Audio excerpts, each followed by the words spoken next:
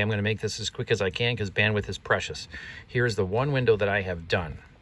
This is the guide that has to be reused. You have to work that out. It's held in by a screw here and a screw at the other side, and there's one on the top. You have to slide those out so that you have the room to be able to pull the windows out, okay? And that means working them out of this channel and the one above, okay, where they go in above, all right? So let's assume that you understood that and that we're gonna get the panels out. The rubber gasket goes in here. You can see it here. This is the new stuff. And you can see that there's a gap here all the way around because you don't put the gasket in there. This is the fixed window. You have to remove the fixed window, of course. And when you put the gasket in up here in these corners, you have to slice the backing so that it can make that corner and still hold its shape, all right? You glue the corners, you glue a couple of spots across the top when you're going in the corner again, and then you come down and do the same down there so it all stays in place. And then your windows move like this.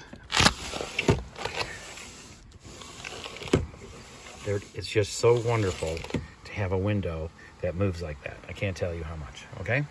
So the other thing I noticed was the screen had foam in it, okay? So this foam here was all rotted out and gone.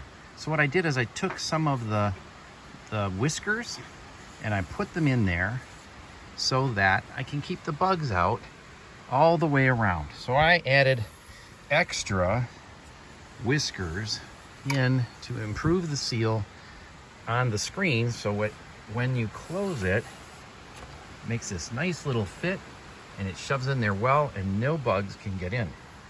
You also need the felt here, or the whiskers here, okay? And that is attached via a channel in the glass.